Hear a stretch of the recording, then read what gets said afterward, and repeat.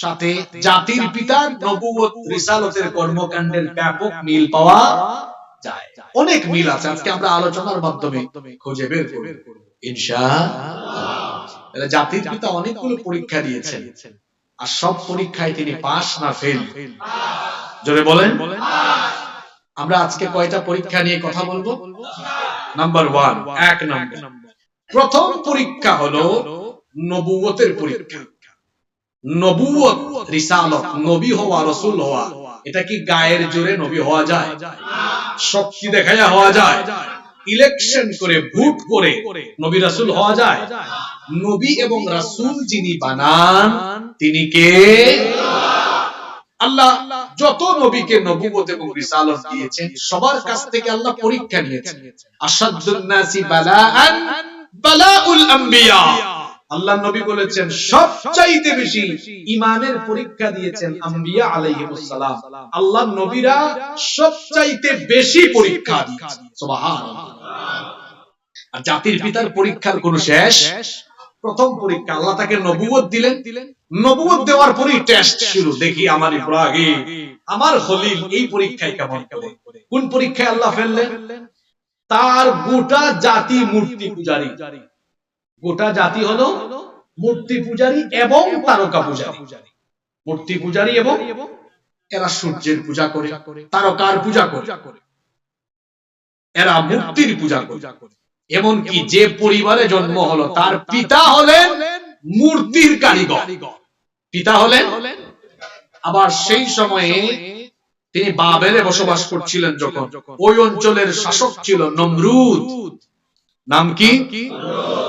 নমরুদের মিনিস্ট্রি, মন্ত্রণালয়ের অন্যতম মন্ত্রী ছিলেন ইব্রাহিম আলাইহিস সালামের পিতা আযর। কোথাও কোথাও তার নাম তারিখ বলা হয়েছে, তবে কোরআনে কারীমে বলা হয়েছে আযর। ইখতিলাফ আছে এটা। আবার কেউ কেউ বলেছেন একটা তার নাম আর একটা তার উপাধি। ইব্রাহিম আলাইহিস সালামের জন্ম কোন ঘরে?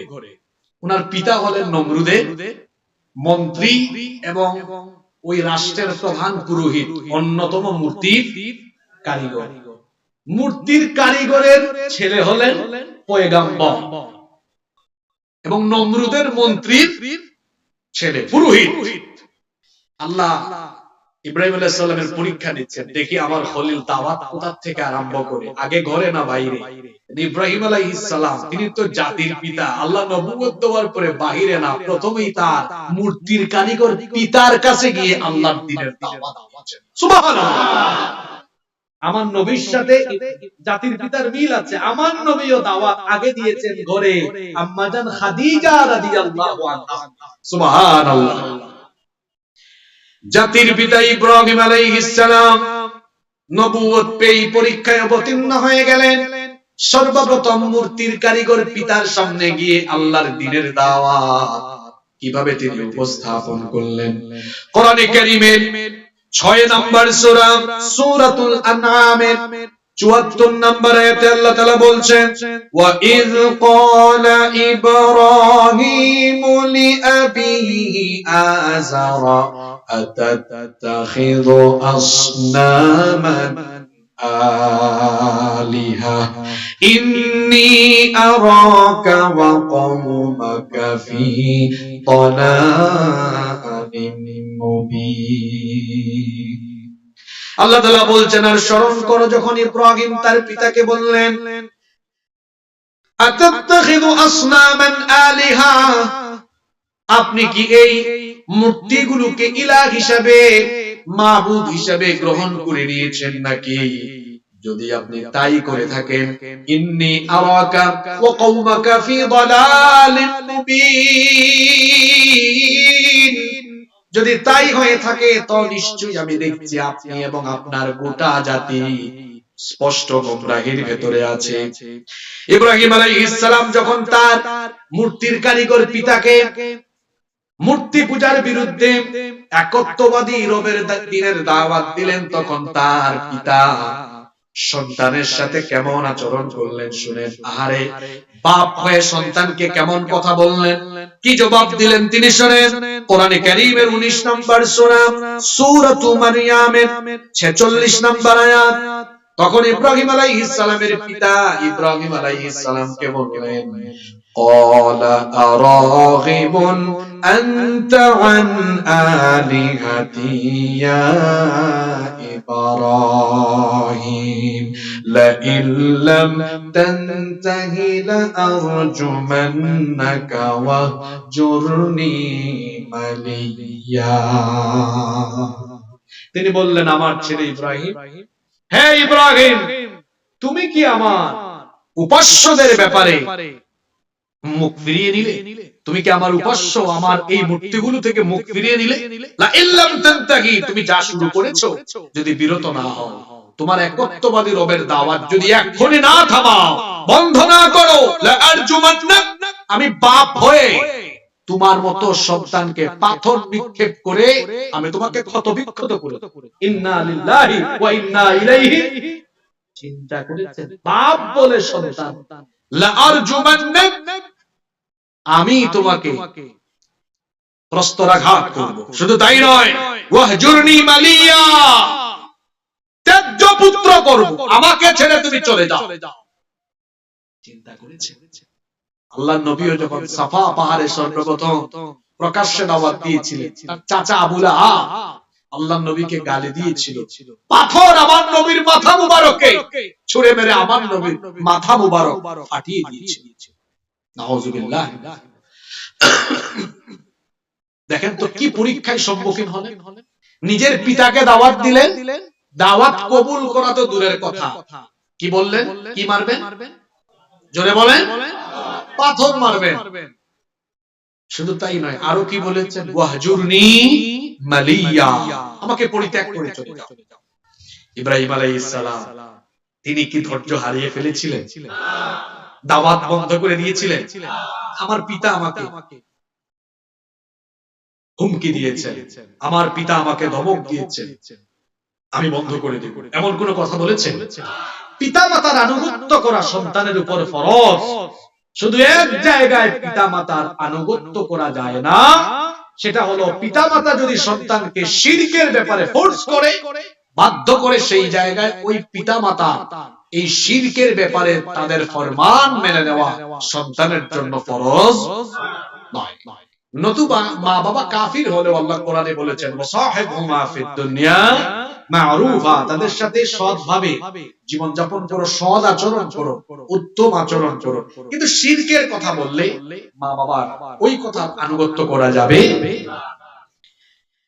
পিতাকে দাওয়াত দিলেন, পিতা মুখ ফিরে নিলেন, বিরাট একটা পরীক্ষার মধ্যে তিনি পড়লেন। পিতা বললেন, পাথর মারো, বের হও আমার ঘর থেকে। পিতার থেকে বিমুখ হয়ে এবার গেলেন জাতির কাছে। কোন জাতি? যারা মূর্তির পূজা করে, তারকার পূজা। তাদেরকে গিয়ে তিনি বললেন, কোরআনে কারীমের 21 নম্বর সূরা সূরাতুল আম্বিয়া এর 52 নম্বর আয়াত থেকে আল্লাহ ইরশাদ করছেন, ইয ক্বালা লিআবিহি ওয়া কওমিহি মা হাযিহি তামাসিলুল্লাতী আনতুম লাহা আকিফুন।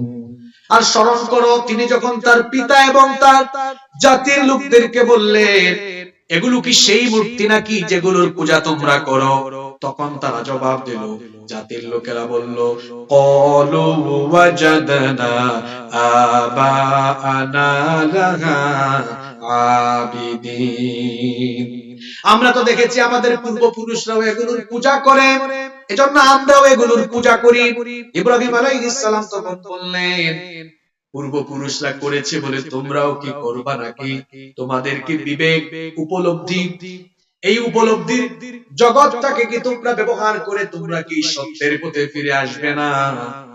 তাদেরকে বললেন, ক্বালা লাকাদ কুনতুম আনতুম ওয়া আবাউকুম ফি দালালিন মুবিন। আমি তোমাদেরকে এবং তোমাদের পূর্বপুরুষ সবাইকে আমি সুস্পষ্ট দালালাতের ভিতরে, গুমরাহির ভিতরে দেখছি। ইব্রাহিম আলাইহিস সালাম পিতার কাছ থেকে যখন দাওয়াত দেওয়ার পরে হতাশ হয়ে ফিরলেন, এবার জাতির কাছে যখন দাওয়াত দিলেন, তার জাতির লোকেরাও তার সাথে কেমন আচরণ করলো শুনেন।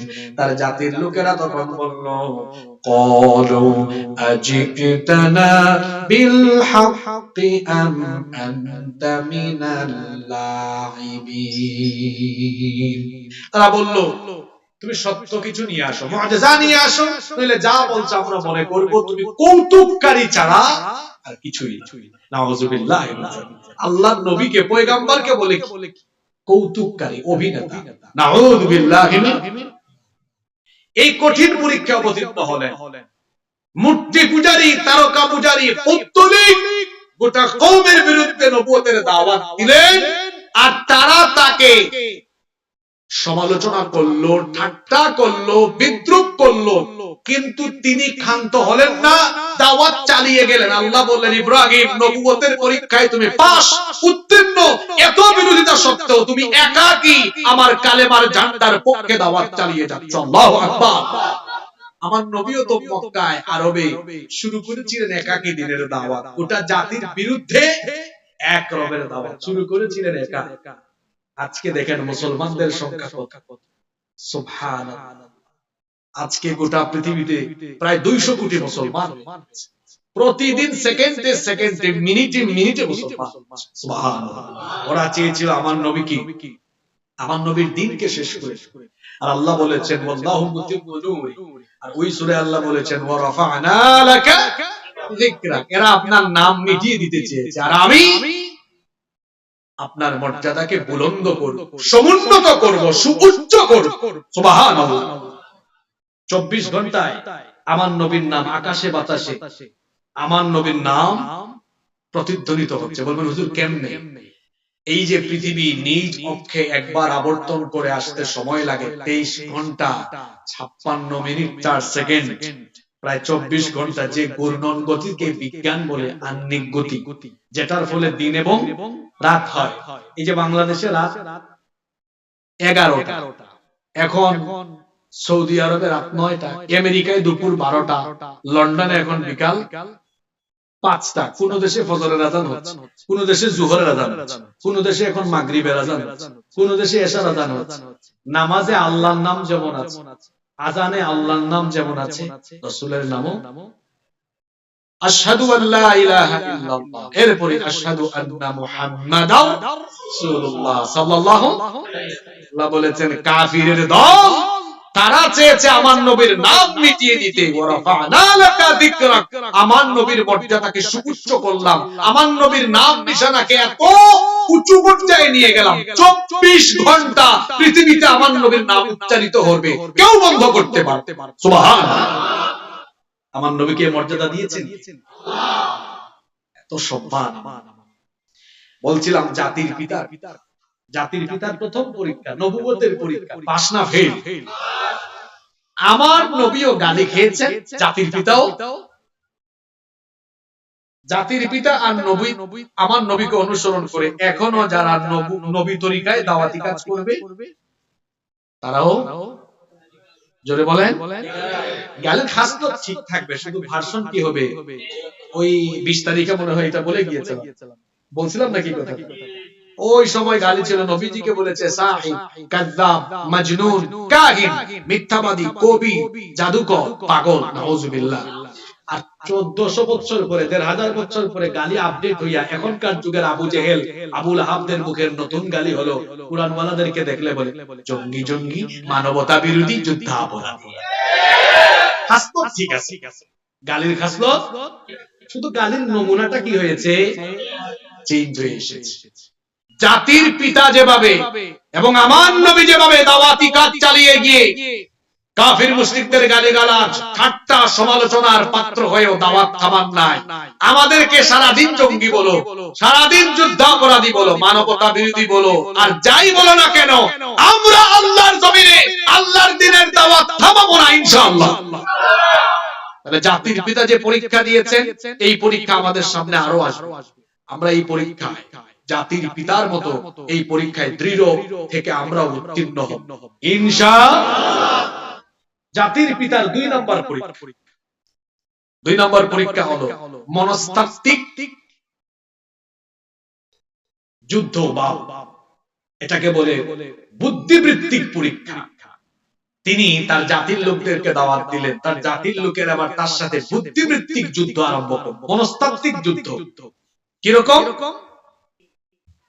মনস্তাত্ত্বিক যুদ্ধটা হলো এইরকম, তিনি দেখলেন এই জাতির লোকেরা এত গুমরা, এত বুঝাই, এত দাওয়াত দেই যে মূর্তি নিজের হাতে বানিয়েছো, নিজের হাতে বানায়া এটার সামনে তোমরা মাথা নত করো না, এটার পূজা করো না, ইবাদত করো না, এত বুঝাই বুঝে না।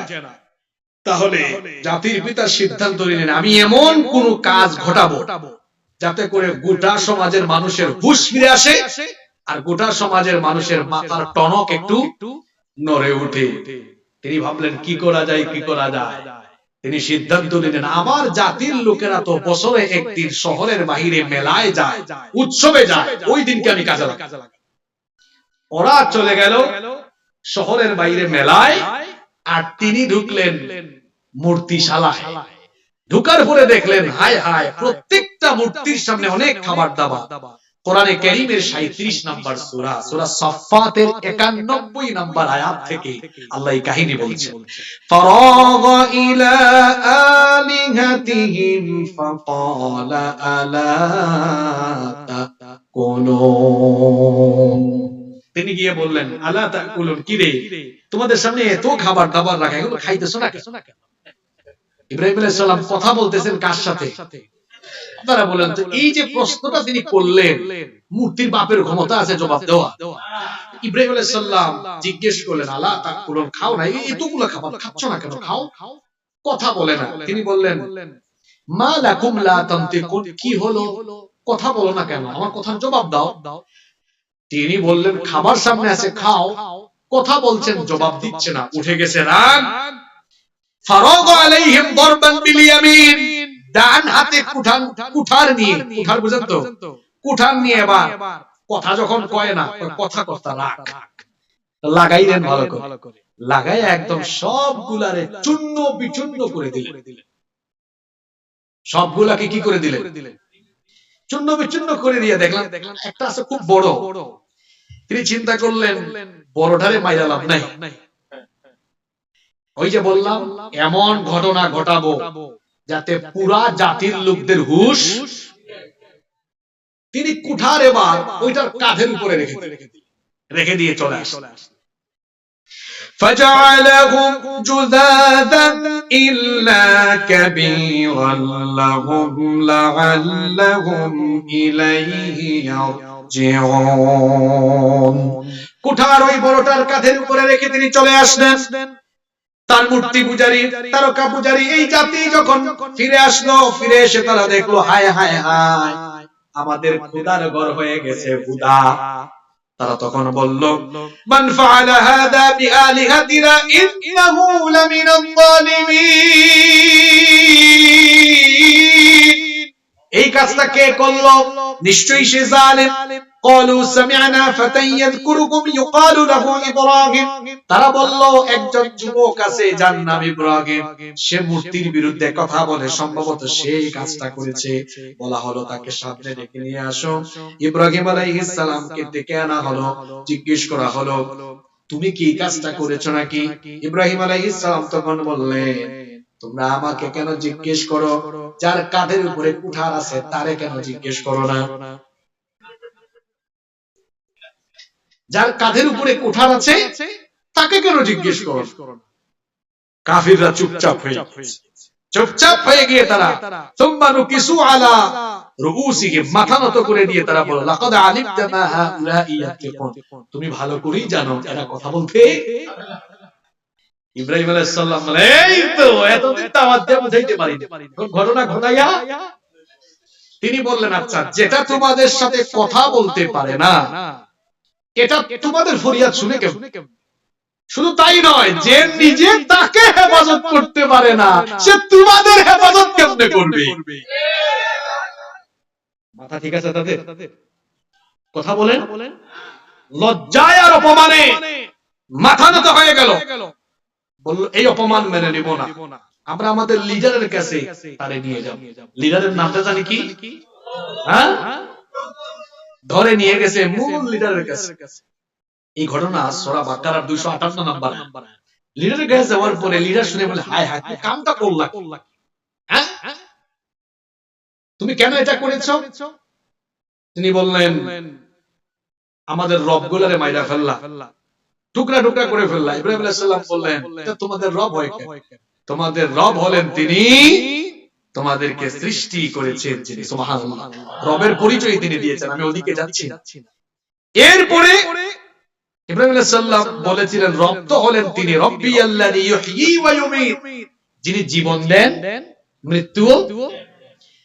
নমরুদ তখন বলল, আনা উহয়ী ওয়া উমীত, আমিও জীবন দেই আমিও মৃত্যু দেই। ইব্রাহিম আলাইহিস সালাম মনে মনে চিন্তা করলেন, এই শয়তান কি কয়, সেও নাকি জীবন দেয়, সেও নাকি মৃত্যু দেয়। তখন নমরুদ বলল, দেখো আমি কেমনে জীবন দেই। কারারক্ষীকে বলল, যাবজ্জীবন মৃত্যুদণ্ড, ফাঁসির আদেশ দেওয়া হয়েছে, এইরকম একজন কয়েদিকে ডেকে আনো। ফাঁসির আদেশ দেওয়া হয়েছে, মৃত্যুদণ্ড দেওয়া হয়েছে, এইরকম একজন কয়েদিকে আনা হলো। নমরুদ বলল, যাও তোমাকে খালাস করে দেওয়া হলো।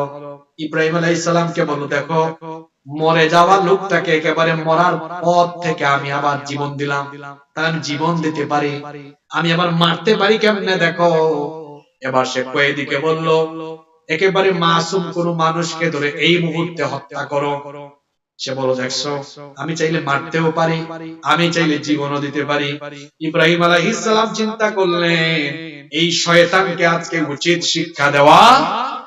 তিনি তখন বললেন, ঠিক আছে, তোর যদি এতই ক্ষমতা থাকে, ফাইন্নাল্লাহা ইয়াতি বিশ-শামসি মিনাল মাশরিকি ফাতি বিহা মিনাল মাগরিব, আমার আল্লাহ আমার রব প্রত্যেকদিন পূর্ব দিগন্ত থেকে সূর্য ওঠা পশ্চিম দিগন্তে নিয়ে এটাকে অস্তমিত করেন।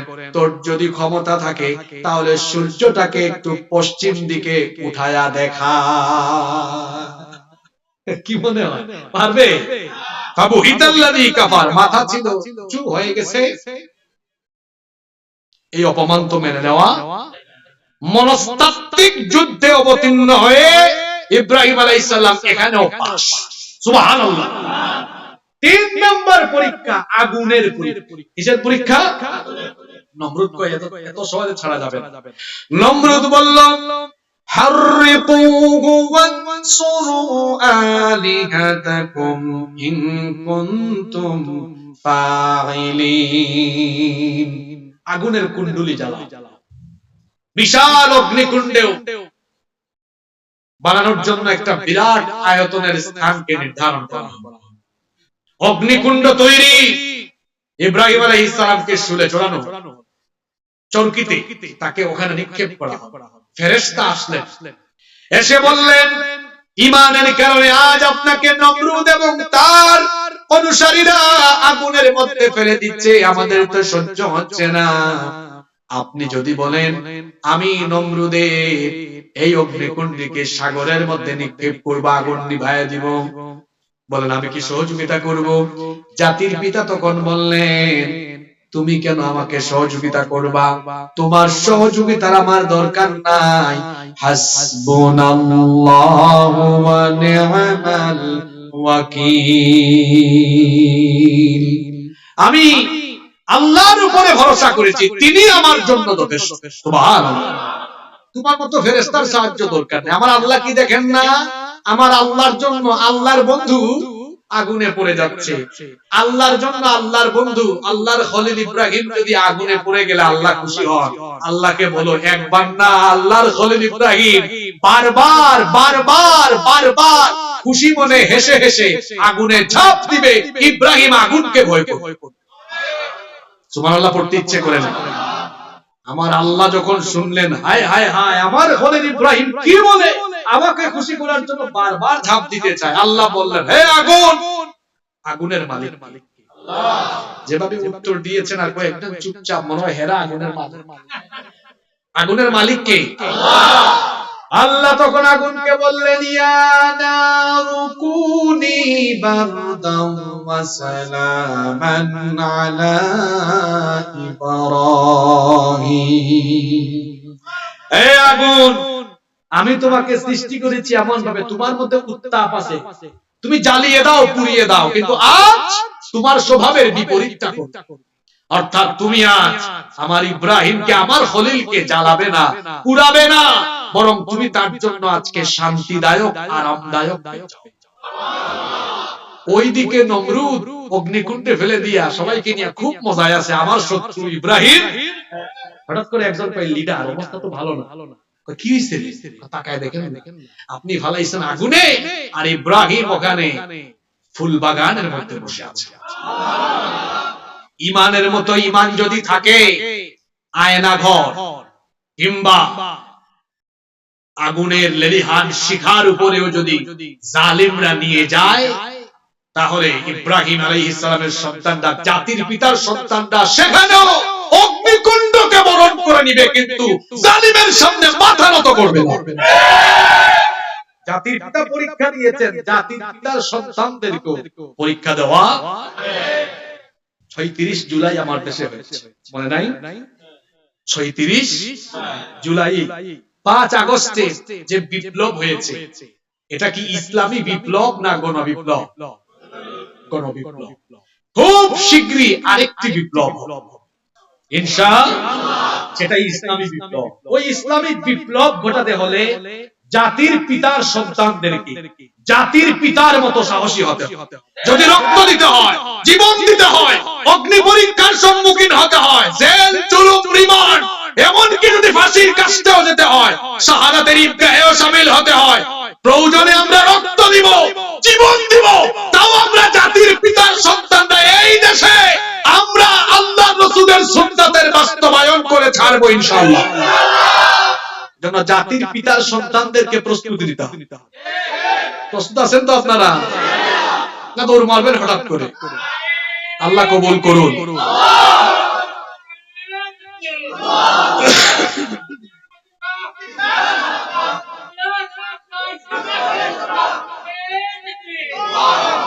কয়টা পরীক্ষা গেল?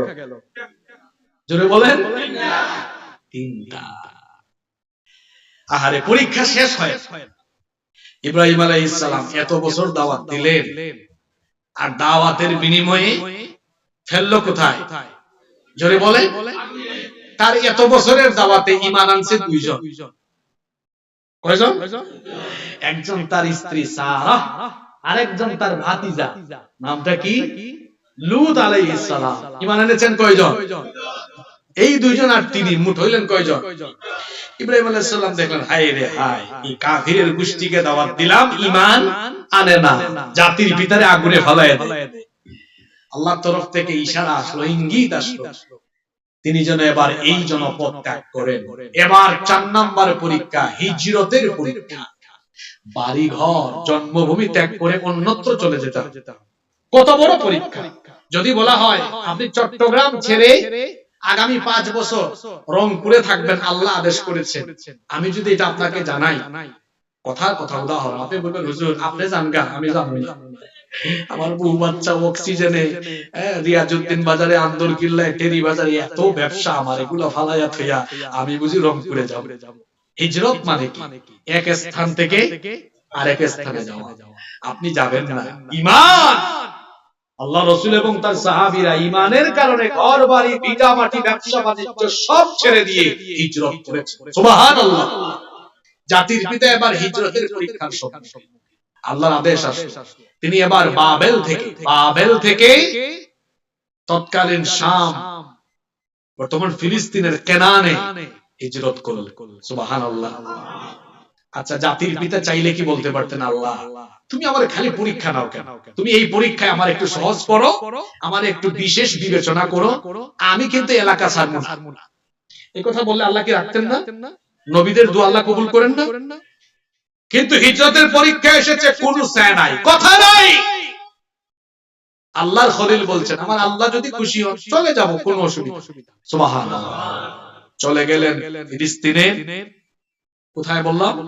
কেনা। কিন্তু ওখানে যাওয়ার পরে কিছুদিন পরে আবার দুর্ভিক্ষ আরম্ভ। ওই এলাকার লোকেরা আবার হিজরত করে গেলেন ওখান থেকে মিশরে। সেই সময় কিন্তু বিমানও ছিল না, দ্রুতগামী কোনো যানবাহনও অনেক কষ্ট করে আবার কেনান থেকে হিজরত করলেন কোথায়? মিশরে। বলছিলাম না আমার নবীর সাথে জাতির পিতার অনেক মিল। আমার নবীও কি করেছে? মিলাদুন নবী সাল্লাল্লাহু আলাইহি সাল্লাম মাহফিল। আমরা সারা দেশে খালি নবীর মিলাদ নিয়ে আলোচনা, কিন্তু মিলাদের পরে যে নবী অনেক কঠিন কঠিন পরীক্ষার সম্মুখীন হয়েছেন, এটা আমরা অনেকে জানিও না, বলিও না। আমার নবীর মিলাদ জন্ম বৃত্তান্ত যেমন আমরা আলোচনা করব, তেমনি তার সংগ্রাম মুখর জীবনকেও আলোচনা করে তার আদর্শে আমরা আদর্শিত ইনশাআল্লাহ। আমাদের জন্য মিলাদুন নবীও দরকার, নবীর সংগ্রামী পুরো জীবন জানা কি বলেন দরকার আছে না? অযথা এলাকার মধ্যে পেসগুজ লাগায় না।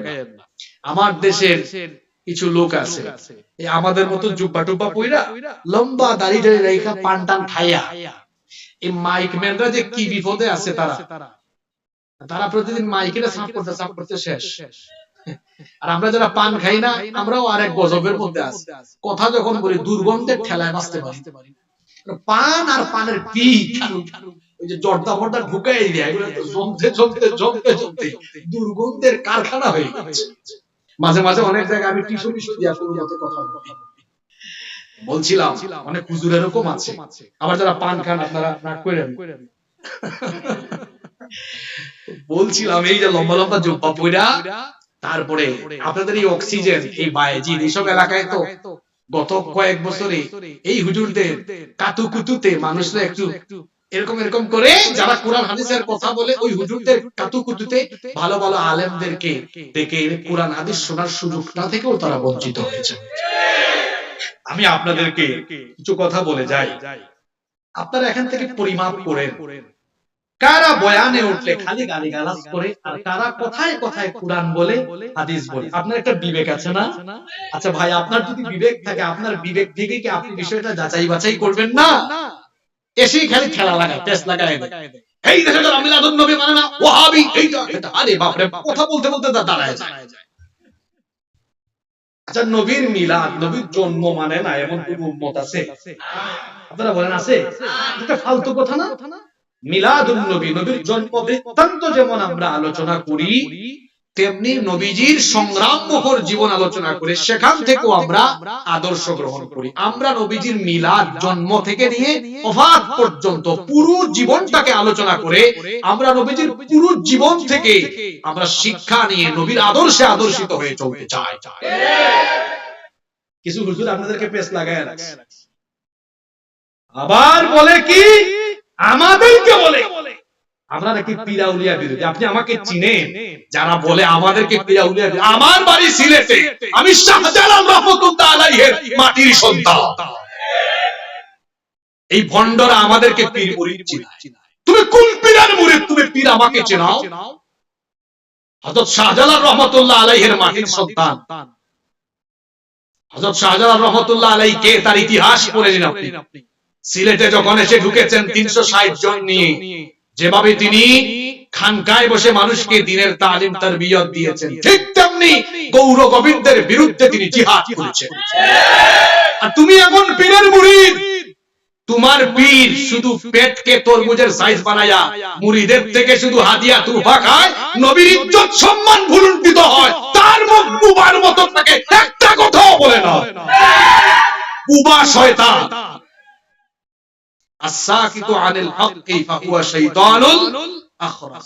আমরা পীর আউলিয়া বিরোধী নই, বরং ভণ্ডামি যারা মানুষের ঈমান নিয়ে খেলা করে। এখন তো ভাই আধুনিক যুগ, সভ্যতার যুগ, এই যুগে মানুষকে কি আপনি যাচাই বাছাই করবেন না? বিশ্বাস করেন আমরা পীর আউলিয়া বিরোধী। আমরা আল্লাহর ওলিদেরকে কলিজা থেকে মহব্বত করি, শ্রদ্ধা করি, ভালোবাসি। আমি নিজে বাংলাদেশের অনেকগুলো পীরের দরবারে প্রতি বছর মাহফিল, এই যে প্রতি বছর ২.৫ বারই দরবার শরীফে আপনারা দেখছেন অনেক ইউটিউবে। আমরা তো পীর আউলিয়াদের কাছে আমরা যাই, এদেশে অনেক পীর আউলিয়াগণ আছেন, আমাদের অনেক উস্তাদরাও পীর মাশায়েখ আছে। আমরা পীর মাশায়েখদেরকে সম্মান করি, শ্রদ্ধা করি। শুধু তাদের ব্যাপারে আমরা মানুষকে সচেতন করি যারা মানুষের ঈমান আকীদাকে ভণ্ডামি করে নষ্ট করে। তাহলে অক্সিজেন বায়েজিদের মানুষকে পরিষ্কার হওয়া দরকার। আপনারা তো আমাদেরকে আনতে দেন না এই এলাকায়, সবাই না। আমি তো গত 5 বছর আমার নাম শুনলেই কি জানি হইতো এখানে, আমি জানি না। আমি বায়েজিদে এক মাহফিলে এসে স্টেজ থেকে আমারে নামায়, কমিটি বলেছে হুজুর দোয়া করে চলে যান, পুলিশ বলেছে দোয়াও করতে পারবে। পুলিশ আবার যাওয়ার সময় আমারে বলে হুজুর আপনি ভাবিয়েন না, আমরা আপনারে জোর করে দিছি, আমরা আপনাকে মহব্বত করি, আপনি কোরআন হাদিস থেকে কথা বলেন, আমরাও জানি। কি করব, এলাকায় কিছু দুর্বৃত্ত আছে, হুদাই পেস লাগায়া রাখে। কি বলেন, এই অক্সিজেনে এই বাইজিদে এমন চেলা চামুন্ডা বুঝি নাই? আসেন ভাই, আপনাদের প্রতি আমাদের দরদ আছে, ভালোবাসা আছে, আমরা আপনাদেরকে মহব্বত করি। আপনাদেরকে ভুল বুঝিয়েছে আমাদের, আপনারা এখান থেকে বের হয়ে আসেন। আমরা এই বাংলাদেশটাকে সবাই মিলে নবীর সুন্নতের আলোকে চালাতে চাই। আপনাদেরকে অনেকে ভুল বুঝায় আমরা নাকি নবীর দুশমন।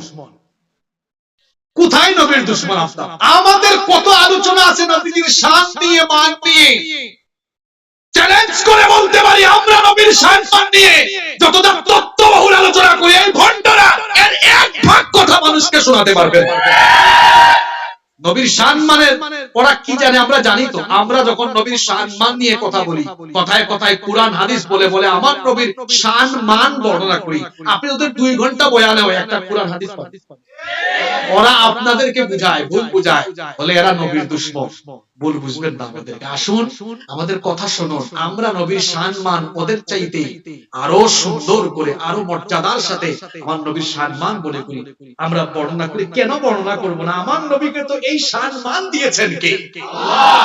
ওরা ভুল বুঝিয়েছে আপনাদেরকে। কেন ভুল বুঝিয়েছে? কারণ ওরা এই বাংলাদেশে সত্যিকার অর্থে নবীজির সুন্নতের বাস্তবায়ন চায়। আমরা মিলাদুন নবী নিয়ে আলোচনা করি, আবার আমরা নবীর সুন্নত প্রতিষ্ঠার সংগ্রামও, দুইটাই দরকার আছে না আমাদের? বলেন দুইটা দরকার আছে না? আমার নবীর জন্মের সময় তো অলৌকিক ঘটনা ঘটেছে। কিসরা সম্রাটের রাজপ্রাসাদের 14টা পিলার ভেঙে গেছে। সুবহানাল্লাহ। জন্মের আলোচনাও করার দরকার। মা আমেনার ঘর আলোকিত হয়েছে এবং মা আমেনা বলেছেন এমন নূর দেখেছি যে কিসরার রাজপ্রাসাদ পর্যন্ত, সিরিয়া পর্যন্ত আলোকিত হয়েছে। দরকার আছে আমার নবীর জন্মের বৃত্তান্ত, ওই সময়কার আলোচনাও যেমন প্রয়োজন, ঠিক তেমনি তায়েফের আলোচনা, বদরের আলোচনা দরকার, উহুদের আলোচনা দরকার, মক্কা বিজয়ের আলোচনা দরকার, আল্লাহর নবীর রক্তাক্ত জীবন সংগ্রাম মানুষকে শোনানো দরকার। শুধু ওইটা নিয়ে কেন পড়ে? ওইটাও বলবেন, এটাও বলবেন। আমরা চাই আমার নবীর পুরো জীবনটাকে আমরা জানতে চাই, আমার নবীর পুরো জীবন সম্পর্কে জেনে আমরা নবীর আদর্শে আদর্শিত ইমানদার আশিক রাসূল হতে আল্লাহ আমাদেরকে বুঝার তৌফিক দান করুন।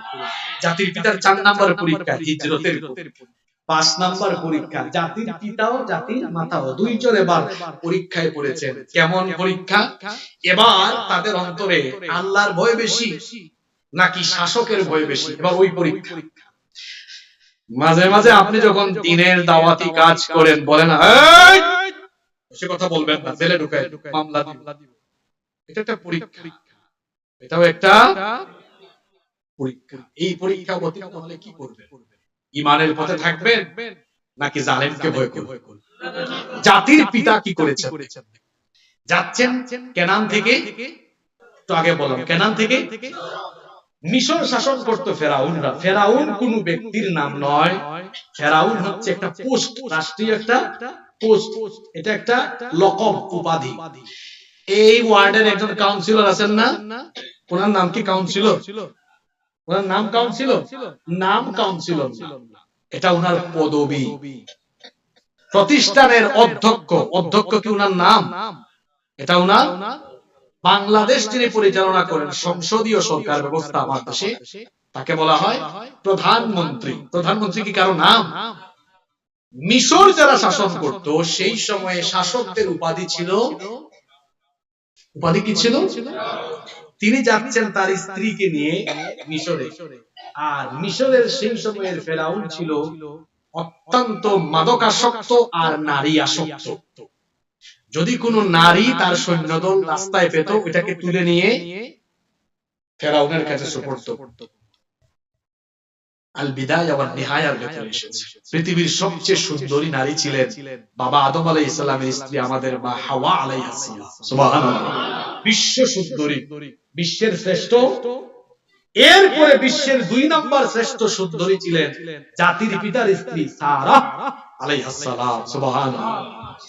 ফেরাউনের দলবল পাইছে বিশ্বের শ্রেষ্ঠ 2 নম্বর সুন্দরী, রাইখা যাবে না নিয়ে যাবে? জোরে বলেন। তুলে নিয়ে যাচ্ছে। জাতির পিতা এখানে তাওরিয়া এর নীতি অবলম্বন করেছিলেন। আমি ওদিকে যাচ্ছি না। জিজ্ঞেস করা হয়েছিল এটা কে? তিনি বলেছিলেন আমার বোন, আমার বোন। এটাকে মিথ্যা বলা হয় না, অলংকার শাস্ত্রের ভাষায় বলা হয় তাওরিয়া।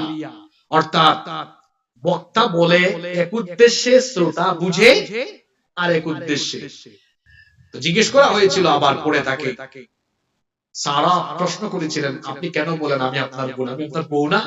তিনি বলেন দেখো আমি তো বোন বলেছি ওটা ইমানি সম্পর্কের খাতিরে, ইমানি সম্পর্কের দিক দিয়ে গেলে ওইটা ঠিক আছে, আর জামাই বউ পবিত্র সম্পর্কে গেলে, বৈবাহিক সম্পর্ক গেলে আমরা স্বামী স্ত্রী, এটাও ঠিক আছে। আমি বলছি একটা, সে বুঝছে আরেকটা। এটাকে বলে কি? তাওরিয়া। এটাকে কি বলে? কারণ সেই সময় যদি কোন নারীর সাথে স্বামী পাওয়া যেত, কি করে ফেলা হতো? হত্যা করা হতো। তাওরিয়া এর নীতি অবলম্বন। এরা নিয়ে গেল সারাকে। আর ইব্রাহিম আলাইহিস সালাম নামাজে দাঁড়ালেন। দাঁড়ায়া আল্লাহর কাছে দোয়া করছেন, আল্লাহ আমার স্ত্রীকে তুমি হেফাজত। জাতির পিতা বিপদে সাহায্য চেয়েছেন কার কাছে? আমার দেশে কিছু লোক আছে, ও বাজান, বাজান, ও বাজান, ছেলেগুলা পরীক্ষা দিবে, ইমতিহান মে কামিয়াবি নসিব করো। আপনারা বলেন এটা কি সভ্যতা, ভদ্রতা না জেহাদ? জোরে বলেন। চিন্তা করেছেন আপনারা? এদের কথায় মানুষ লাফমান। এরা এসে বলে আমরা যারা কোরআন হাদিসের কথা বলি, কথায় কথায় বলে ওয়াহাব, অথচ এদের কোরআন তিলাওয়াত এখনো সহিহ শুদ্ধ। এদেরকে মক্তবের হুজুরের কাছে গিয়ে আগে কোরআন তেলাওয়াত সহিহ করে শেখা দরকার। এরপরে মাদ্রাসায় নতুন করে ভর্তি হয়ে কোরআন, হাদিস, আকীদা, তারপরে ফিকহ, হ্যাঁ, অন্যান্য সকল বিষয়ে পড়াশোনা করে ধীরে ধীরে আলেম হওয়ার চেষ্টা করা। তাফসীর পড়া দরকার, হাদিস পড়া দরকার। জাতির পিতা দোয়া করলেন কার কাছে? আল্লাহ আমার স্ত্রীকে হেফাজত। ওইদিকে সারাকে ধরে নিয়ে যাওয়া হয়েছে কার সামনে? ফেরাউনের সামনে। ফেরাউন দেখছে বিশ্বের শ্রেষ্ঠ 2 নম্বর সুন্দর। আরে বাপ রে বাপ, দেখে সে আগাইতেছে। আর সারা বললেন আল্লাহ আমি তোমার একমাত্র, তোমার ইবাদত, তুমি আমার সতীত্ব ইজ্জতের হেফাজত। এই দোয়া যখন তিনি করলেন, ফেরাউন আগাচ্ছিল, হাত পা অবশ্যই ওখানেই শেষ, বসে গেছে। আল্লাহু আকবার। নড়তে চড়তে পারে না। সারা বলে আল্লাহ আল্লাহ তারে মাইরো না, মাইরো না, কারণ তারে মারলে আবার বাহিরে খবর হয়ে যাবে আমি তাকে মেরে ফেলেছি। সারার এই দোয়া আল্লাহ কবুল করলেন, এরা আবার ফিট করে দিলেন আল্লাহ। কিন্তু যেই লাউ সেই। আসলে শয়তান যেগুলা, এদের প্রতি দরদ দেখালে বিপদ, ক্ষমা করলে বিপদ। কারণ এদের নীতি হলো যখনই সুযোগ পাবে, সাপ ধরে সাপ ছেড়ে দিলে সাপ কি আদর দিবে না আপনাকে ছোবল মারবে? সাপ ধরে সাপ ছেড়ে দিলে যেমন সাপ ছোবল মারে, তেমনি ইসলাম বিরোধী কুখ্যাত কিছু ব্যক্তি আছে, দয়া করে, মায়া করে, মহব্বত করে ছেড়ে দিলে আপনাকে ছোবল মারবে। এক কথা কেন বলেছি? বাংলাদেশে অনেকের মনে দয়ার পয়দা, আয়না ঘর যারা বানিয়েছে, আলেমদেরকে যারা পিটিয়েছে, যারা ইসলামী আন্দোলনের কর্মীদেরকে শহীদ করেছে, অনেকে বলছে অসুবিধা নাই, মাফ করে দেওয়া দরকার না। সাপ ছেড়ে দিলে সাপ যেমন ছোবল মারবে, এদেরকে ক্ষমা করে দিলে আগামীতে এরা আবার নির্যাতন শুরু করবে। কথা ক্লিয়ার না ভেদাল আছে? সাপ ছেড়ে দেন, পরে দংশন করলে মজা, খেলা সামলাই। তিনি বললেন আল্লাহ রে বাঁচাও, এরে কি করো না, ফিট হইছে, আবার আগাইতেছে। আল্লাহ বাঁচাও, আবার কাজ, আবার হাত পা, কয় নাম্বার বা, আবার বলেন আল্লাহ মাইরো না, আবার ফিট, তৃতীয়বার আবার আগায়, বলেন আল্লাহ হেফাজত করো, আবার 3 নম্বর বার যখন আবার তার হাত পা অবশ হয়ে গেল, তখন বলল, এই প্রহরীরা কোথায়, কোন শয়তান নিকে এখানে ডেকে নিয়ে, নাউযু বিল্লাহি মিন, তার দিকে আগানোও যায় না, যাও এর যেখান থেকে নিয়ে আসতো ওখানে দিয়ে আসো। সুবহানাল্লাহ পড়বেন না? এরা নিয়ে যাচ্ছে, এই দাঁড়াও দাঁড়াও, এ তোমরা কোথাকার, কোথা থেকে এসেছো, কেন এসেছো? বলতেছেন আমরা তো দুর্ভিক্ষের কারণে কেনান থেকে মিশরে এসেছি। এই দাঁড়া, প্রহরীরা দাঁড়া, আমার রাজপ্রাসাদের কিছু উপঢৌকন, কিছু সম্পদ মূল্যবান উপহার এদেরকে দিয়া কিনা। সুবহানাল্লাহ, পরীক্ষায়ও পাস, অন্যদিকে দুর্ভিক্ষ। সুবহানাল্লাহ পড়বেন না? কয়টা পরীক্ষা জুড়ে বলেন।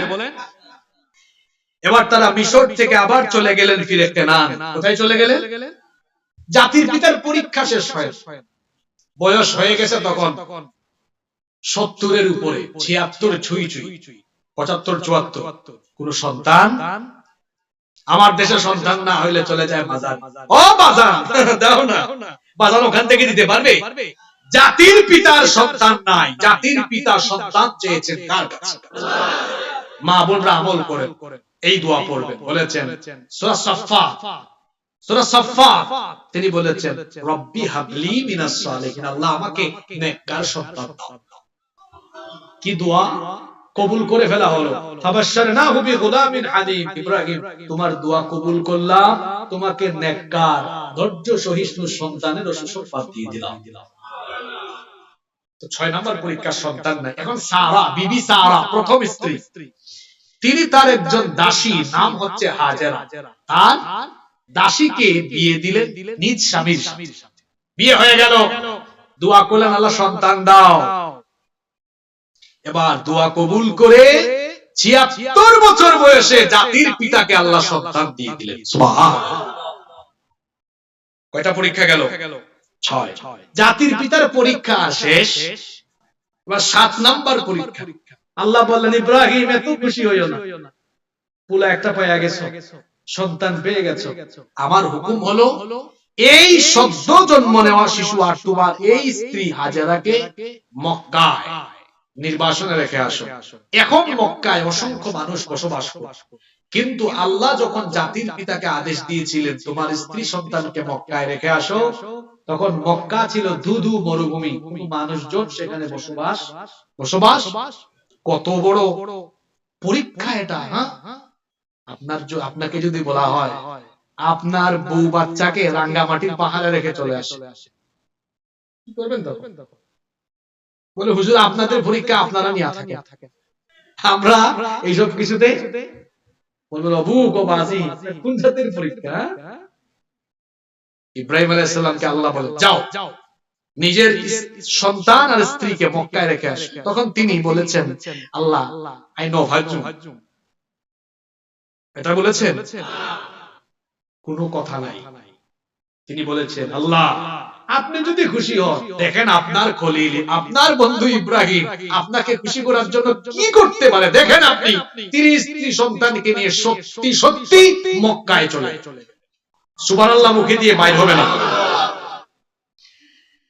তার স্ত্রী এবং তার সন্তানকে মক্কায় রেখে যখন চলে আসতেছিলেন, স্ত্রী তখন বললেন প্রিয়তম স্বামী আমার, কিছুদিন হলো বিবাহ হলো, এখন একটা সন্তান আপনি পেলেন, আপনার তো 76 বছর পর্যন্ত সন্তান ছিল না, আমাদেরকে আল্লাহ একটা সন্তান দিলেন, আমি তো আপনার সাথে কোনো বেয়াদবি করি নাই, আমার তো কোনো অপরাধ নাই, যদি থেকে থাকে তো বলেন, আমি শুধরে যাব, আপনার কাছে মাফ চাইব, কেন আমাকে আর আমার সন্তানটাকে এখানে জনমানবহীন প্রান্ত, কোনো মানুষ নাই, এখানে কোনো কুয়া নাই, এখানে কেউ নাই, কেন আমাদেরকে রেখে চলে যাচ্ছেন? জাতির পিতা কথা বলতে পারছেন না, কারণ এমন পরীক্ষায় অবতীর্ণ হয়েছেন, কলিজার টুকরা সন্তানটা জন্ম নিল, সেটাকে তিনি একটু আদর স্নেহ করবেন, কুলে নিবেন, কাঁধে নিবেন, একটু মহব্বত করবেন, সেই সুযোগটাও পেলেন না। কথার যে উত্তর দিবেন, নিজের বিবির কথার জবাব দিবেন, এরকম পরিস্থিতি নাই, শুধু আঙ্গুলটা একটু আকাশের দিকে উঁচু করলেন, বুঝালেন এটা আমি নিজের ইচ্ছায় করি নাই, যার আদেশে করেছি তিনি কে? জাতির পিতার স্ত্রী বুঝে ফেললেন, তিনি বললেন অসুবিধা নাই প্রিয়তম স্বামী আমার, ওই আল্লাহর হুকুম মতো যদি এখানে আমাদেরকে রেখে যান, আপনি নিশ্চিন্ত মনে বাড়ি চলে যান। ওই আল্লাহর উপর আমার ঈমান হলো এমন, তার হুকুমে রেখে গেলে আমি হাজেরার ঈমান হলো এমন, আমি বিশ্বাস করি তিনি আমাদেরকে খাবার দাবার পানীয় আর কোনো কিছুর অভাবে আমাদেরকে এখানে রাখবেন না। কি জাতের ঈমান! একা রেখে চলে যাচ্ছে, কেউ নাই এখানে, কুয়াও নাই, পানি কিচ্ছু নাই, সামান্য খাবার আর পানি দিয়ে চলে যাচ্ছেন জাতি। যাওয়ার সময় তিনি দোয়া করলেন, রব্বানা ইন্নী আসকানতু মিন যুররিয়্যাতি বিওয়াদিন গায়রি যী যার'ইন ইনদা বাইতিকাল محرم ربنا ليقيموا الصلاة فاجعل أفئدة من الناس تهوي إليهم وارزقهم من الثمرات لعلهم يشكرون। কি সুন্দর দোয়া! এখানে তিনি আল্লাহর কাছে তিনটা জিনিস চাইলেন, জুড়ে বলেন কয়টা? এক নম্বরে বললেন, আল্লাহ আমি আমার বংশধরদেরকে, সন্তান স্ত্রীকে এমন এক জায়গায় রেখে গেলাম, চাষাবাদহীন এই অঞ্চল, মরুভূমি, দুধ মরুভূমি, কোনো খাবার দাবার নাই, এমন একটি জায়গায় আমি রেখে গেলাম। ওয়ারযুকহুম মিনাস সামারাত, উত্তম ফল ফলাদি খাবার দাবারের ব্যবস্থা তুমি করে দিও। এক নাম্বার দোয়া আল্লাহ কেমনে কবুল করলেন? তিনি যখন তার স্ত্রী এবং তার সন্তানকে রেখে চলে গেলেন, যখন বিবি হাজেরার খাবার আর পানিও ফুরিয়ে গেল, পানির জন্য তিনি যখন একটু পানি সংগ্রহের জন্য তিনি যখন দৌড়ঝাঁপ আরম্ভ করলেন, একবার সাফায় পাহাড়ে আরোহণ করেন, আরেকবার মারওয়া পাহাড়ে আরোহণ করেন, কোথাও কোনো কুয়া বা মানুষ পাওয়া যায় কিনা, এইভাবে করে তিনি 7 বার সাফা আর মারওয়ার মধ্যে চক্কর দিলেন, দৌড়াদৌড়ি করলেন। আল্লাহর কাছে তার এই বান্দির এই দৌড়াদৌড়ি এত ভালো লাগলো, কিয়ামত পর্যন্ত হজ আর উমরা করতে যাওয়া জাতির পিতার সন্তানরা যেন ওখানে গিয়ে 7 চক্কর দৌড়াদৌড়ি করে, এটা আল্লাহ তাদের জন্য বাধ্যতামূলক করে দিয়েছে। 7 বার দৌড়াদৌড়ি করে হতাশ হয়ে এসে দেখেন, হায় হায় হায়, তার কলিজার টুকরা সন্তানের পায়ের কাছেই মরুভূমি উৎকীর্ণ হয়ে সেখানে প্রসবন জমজমের কূপ উৎকীর্ণ, সুবহানাল্লাহ, জমজমের পানি। সেই থেকে আজ পর্যন্ত 4000 বছরের বেশি সময় ধরে, বিলিয়ন ট্রিলিয়ন অক্টিলিয়ন জিলিয়ন বিলিয়ন জানি না কত, এত গ্যালন পানি এখান থেকে সরবরাহ করা হচ্ছে। আজ পর্যন্ত পানির কি কোনো সংকট দেখা দিয়েছে? সুবহানাল্লাহ, কি বরকতময় পানি! নবীজি বলেছেন, জমজমের পানি মানুষ যে নিয়তে পান করে, আল্লাহ ওই নিয়ত পরিপূর্ণ করে দেন। ফিহি তুআমুম মিনাত তুউম, এটাতে খাদ্যের উপাদান রয়েছে, ওয়া শিফাউম মিনাস সুকুম, এই পানির মধ্যে রোগের শিফা রয়েছে। সুবহানাল্লাহ, যাদের রোগ বালাই আছে জমজমের পানি পান করুন। উমরায় গেলে দেখবেন, হজে গেলে দেখবেন, গ্যাস্ট্রিক অনেক ধরনের সমস্যা, আল্লাহর রহমতে জমজমের পানি পান করার পরে শরীরের মধ্যে একটা এনার্জি ফিরে আসে, কারণ নবীজি বলেছেন এই পানির মধ্যে আল্লাহ শিফা রেখেছেন।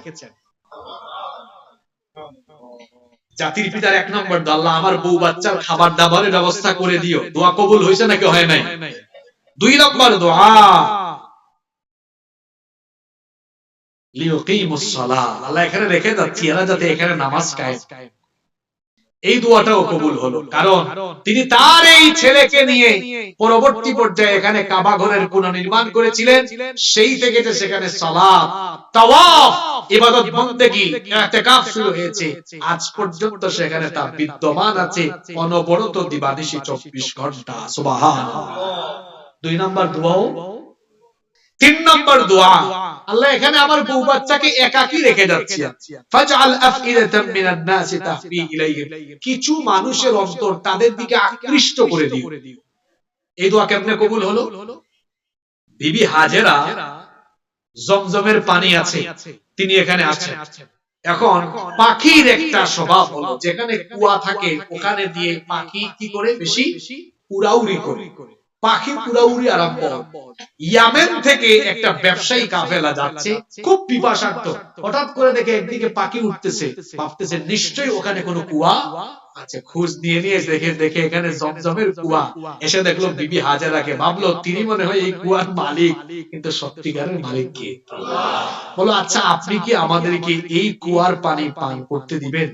তিনি বললেন দিব, কিন্তু কন্ডিশন আছে, শর্ত। এরা ভাবছে না জানি কত টাকা চায়, কত স্বর্ণ মুদ্রা, কিন্তু তারা যা ভেবেছে ঘটেছে তা। তিনি বললেন শর্ত হলো তোমরা যদি এইখানে বসতি স্থাপন করো, তাহলে আমি তোমাদেরকে এই পানি পান করতে দিব। মেনে নিল। এইটা ছিল জুরহুম গোত্র। এরা এখানে বসবাস আরম্ভ করলো। অবশেষে এই গোত্রেই বিয়ে করেছিলেন সাইয়েদিনা ইসমাঈল আলাইহিস সালাম। আর এই গোত্রেই সর্বশেষ এসেছেন আখিরি নবী মুহাম্মদুর রাসূলুল্লাহ সাল্লাল্লাহু আলাইহি ওয়াসাল্লাম। জাতির পিতার 3 নাম্বার দোয়া কবুল হইছে কি হয় নাই? এটা জাতির পিতার কয় নাম্বার পরীক্ষা চলতেছে? 7 নাম্বার। 8 নাম্বার পরীক্ষা। বয়স তখন 80 বছর। কত বছর? আল্লাহ জাতির পিতার পরীক্ষা নিচ্ছেন। বললেন ইব্রাহিম তোমার লজ্জাস্থানের সামনের অংশের চামড়া ফেলে দিয়ে নিজের খতনা নিজে করো। বুখারীর হাদিস, ইখতাতানা ইব্রাহিম আলাইহিস সালাম ওয়া হুয়া ইবনু 80 সানাতান বিল কদুম। 80 বছর বয়স তার। আল্লাহ বলেছেন নিজের খতনা নিজে করো। ইব্রাহিম আলাইহিস সালাম একটা কুঠার হাতে নিয়ে তার লজ্জাস্থানের সামনের অংশের চামড়া নিজেই কেটে দিয়ে নিজের খতনা নিজে আদায় করেছেন। আল্লাহু আকবার। এই পরীক্ষায়ও 9 নাম্বার পরীক্ষা। কষ্ট হচ্ছে নাকি আপনাদের? অনেক বছর হইল তো। ওই ছোট সন্তান যেটা রেখে আসছিলেন ওইটা এখন কি হয়ে গেছে? ইব্রাহিম আলাইহিস সালাম অপেক্ষায় আছেন, আল্লাহ কোন সময় বলবেন যাও পুলাটারে বাড়ি ফিরাইয়া আনো, বউটারেও অপেক্ষা আছে। কিন্তু ঘটলো তার উল্টা। আল্লাহ বললেন স্বপ্ন দেখালেন। নবীদের স্বপ্ন আর আমার আপনার স্বপ্ন কি একরকম? নবীদের স্বপ্ন হলো ওহী, নবীদের স্বপ্ন হলো তিনি স্বপ্ন দেখলেন, দেখে ছেলেকে এসে বললেন, সূরা সাফফাতে এসেছে, তিনি তার সন্তানকে এসে বললেন ফালাম্মা বালাগা মা'আহুস সা'য়া ক্বালা ইয়া বুনাইয়া ইন্নী আরা ফিল মানামি আন্নী আযবাহুকা ফানজুর মাযা তারা। ইন্নী আরা ফিল মানাম, নিশ্চয়ই আমি স্বপ্নে দেখেছি, আন্নী আযবাহুকা, আমি তোমাকে জবাই করে দিচ্ছি। দেখেন পিতা কেমন, জোর করে চাপায় দেন না, বলতেছেন ফানজুর মাযা তারা, আচ্ছা বাচ্চা আমার, ছেলে আমার, তোমার অভিমতটা কি, রায় কি বলো, আমি তো স্বপ্নে দেখেছি এটা, তুমি কি চাও, অভিমতটা কি? তিনি তো চাইলে বলতে পারতেন কোন জাতের বাপ আপনি, হ্যাঁ এত বছর পরে আসছেন, আইসা আবার কোন আমারে জবাই করে ফেলবে, এটা বলেছেন? তিনি জানতেন তার পিতা পয়গাম্বর, পয়গাম্বরের স্বপ্ন এটা আল্লাহর তরফ থেকে আসা ওহী। সুবহানাল্লাহ। পয়গাম্বরের ছেলে তো পয়গাম্বর হচ্ছেন। তিনিও পয়গাম্বরি সুলভ জবাব দিলেন, বললেন ইয়া আবাতি ফাআল মা তুমারু সাতাজিদুনি ইনশাআল্লাহু মিনাস সাবিরিন। আমার পিতা, আপনাকে রব যা আদেশ করেছেন তা পালন করুন। আপনার ছেলে ইসমাঈলকে সীমা লঙ্ঘনকারী হিসাবে নয়, বরং সবরকারীদের অন্তর্ভুক্ত পেয়ে যাবে। এখন বাপ ছেলেটাকে রেডি কইরা বাড়ি থেকে বের হয়েছে কিসের উদ্দেশ্যে? জোরে বলেন। আসছে বিশটা ইবলিস আইসা কয়, ইব্রাহিম এত বছর পরে পুলাটারে বাড়ি না ফিরাইয়া জবাই করতে যাচ্ছ, আল্লাহর কাছে কি বিকল্প কোনো অপশন চাওয়া যেত না? ইব্রাহিম আলাইহিস সালাম জাতির পিতা, তিনি বুঝছেন এটা তো মানুষ না, বলে আল্লাহর আদেশ থেকে আমাকে ধোঁকা দিতে পারে পৃথিবীতে শয়তান ছাড়া আর কেউ হতে পারে? বললেন তোরে আমি চিনে ফেলেছি, আল্লাহর হুকুম মানতে দিবা না, দিবি কেন তুই শয়তান? তাকে তিনি পাথর নিক্ষেপ করলেন, তিনবার পাথর নিক্ষেপ করলেন। আল্লাহ এত খুশি হয়েছে, বলেন ইব্রাহিম তোমার কাজটা খুব ভালো লেগেছে, তোমার সন্তানরা যেন তোমার সুন্নাত পালন করে, হজ করতে আসলে তারাও তোমার মতো পাথর নিক্ষেপ কিয়ামত পর্যন্ত করা লাগবে। সুবহানাল্লাহ।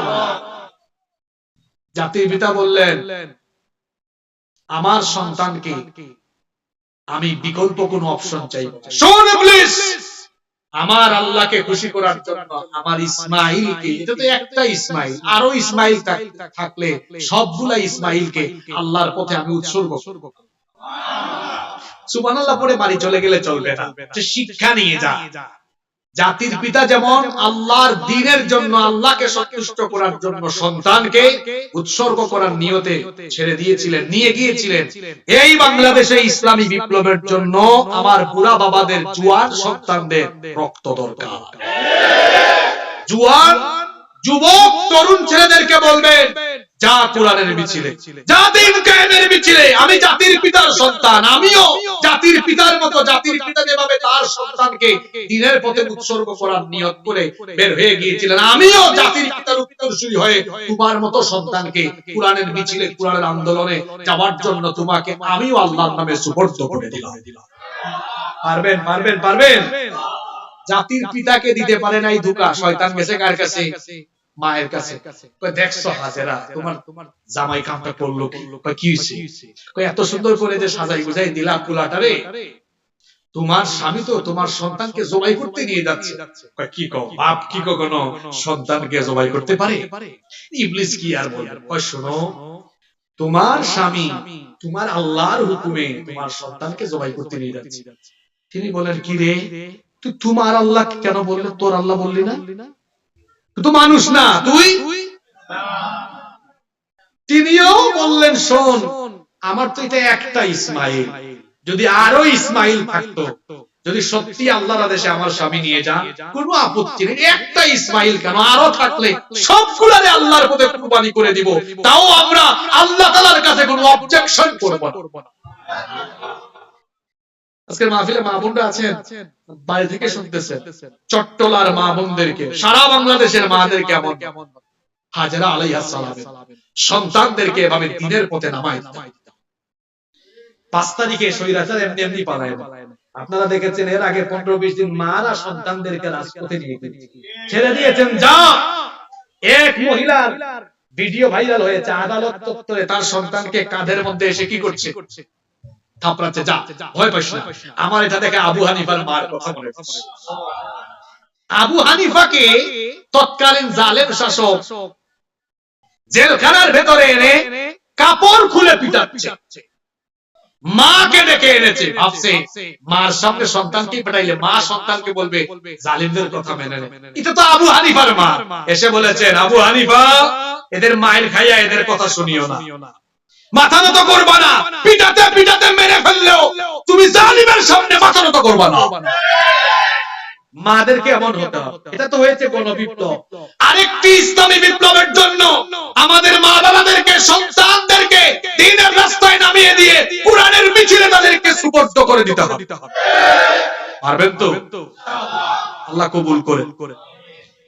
এখানে ইব্রাহিম আলাইহিস সালাম ছেলেটাকে নিয়ে সত্যি সত্যি যখন বলতেছেন বাবা চলো কাম শুরু করি, ফালাম্মা আসলামা ওয়া তাল্লাহু লিল জাবিন ওয়া নাদাইনাহু আইয়া ইব্রাহিম قد صدقت الرؤيا إنا كذلك نجزي